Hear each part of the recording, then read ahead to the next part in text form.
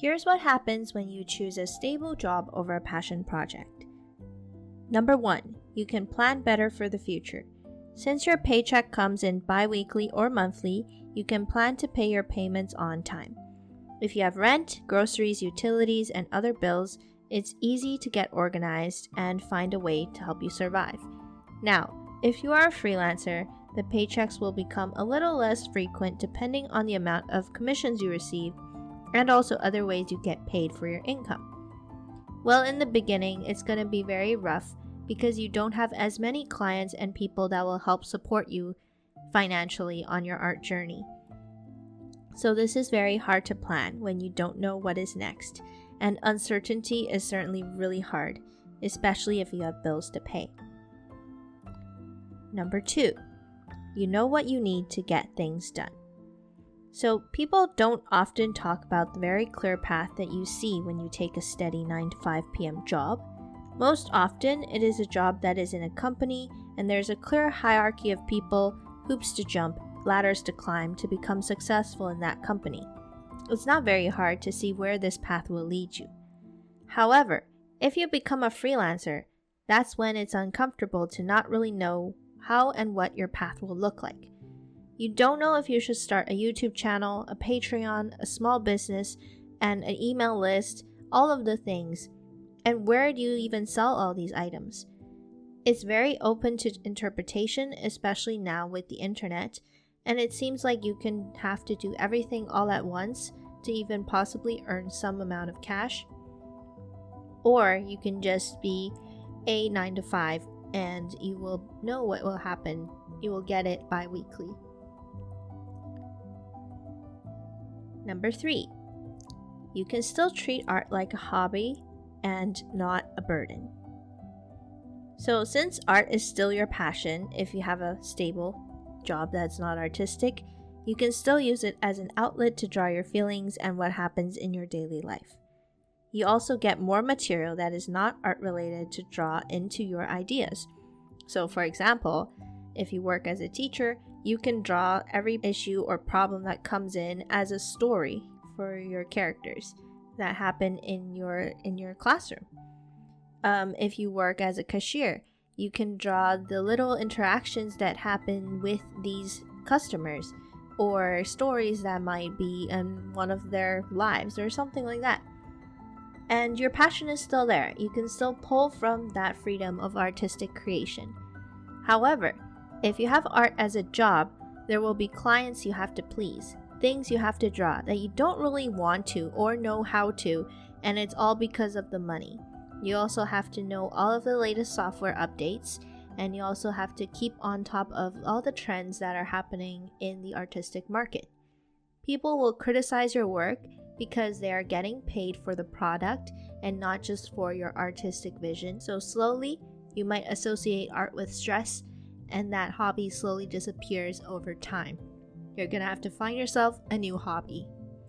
Number 4, other people around you still think of you as the artist of the group, aka your ego is still satisfied. So this one I think rarely gets mentioned, but actually I do see a difference when you are the artist of the group of people that know nothing about art. You get this sort of ego boost because everybody looks at you differently, like you're special and unique and you have this talent. When the only reason is that it's just easy to associate you with that kind of halo effect, I would say, that comes from artistic people. And it's a great way to remember you by. It's also a really great conversation starter for people that don't know anything about art and are interested. They sometimes will use that as a way to get to know you more, and you can use that to your advantage. Also, it's a great ego boost. However, if you're just in another artist in the group and everybody is an artist in that group, you need another way to help people remember you by, which is kind of hard to think of, as there's nothing less memorable than just being an artist or artsy in some capacity. So having another way to remember you by, you're gonna have to think of something else. Maybe you're the, I don't know, skier of the group. Number 5, You look better to others who don't see art as a career. What I mean by this is that you have an official job title that is not very vague. So for example, this one is for the people that are not artistic and don't care anything about art. So those people like, I'm not sure if your grandparents have asked you this, or the people in your family, or random strangers that are just like talking to you.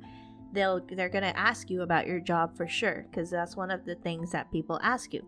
And when they ask you about your job, you can say, I'm working in a corporate office, or I'm a teacher, I'm a lawyer. It's very easy to say that. It's easy to understand. But if you tell others, I'm an artist, many people will assume some things that might not be true for you. For example, they might add starving artist to your job title instead of just artist, and then they might start asking you if you make enough money to sustain yourself. If those people are older than you, they have that idea of like art not being a real viable career. Or they might start asking you questions like, because of this, do you like get paid? What do you do with your art? And then it doesn't suit the idea of having like a stable income. Okay, so say you did take my advice, and all of the things above are positive aspects for having a stable job instead of an artistic career. There is one downside that will happen, and that downside is regret. You will always be wondering if you should have risked it to pursue your passion as a career. Now, I'm not saying that that's not a good risk or a bad risk, but it is a risk, and some people are willing to take that risk because they want to know what will actually happen if that passion becomes a real career. There are lonely roads out there where many artists have taken this kind of risk. They are pursuing their career alone for the most part because, again, it is not a very stable income, and it is not a very viable source where other people will like promote you to do the same, just because there's that negative aspect that you might not be able to make it in the real world. But if you still feel like you have to try it, I do think you should try it once in your life. And that's where I kind of did choose this path as a side hustle. Okay, so this has been a very controversial topic in the artistic community for many years, I would say. Should you follow your parents' ideologies and pick a career that is stable on paper, but you seriously hate? Or should you follow your passion for art and make that into an independent freelance career? I'm sure many of you also face this idea and have many thoughts and opinions on this topic. So, of course, as we are all kids that want approval from our parents, it's only human nature to want to be accepted into the tribe, and family is our first ever tribe we have known since childhood. So what happens when we go against their wishes and start our own path, and there's no guarantee success rate that this is an unstable career and it might not be successful, or so they say. So again, I do know of many artists that have gone on to become successful, but just know that this path is not meant for everyone.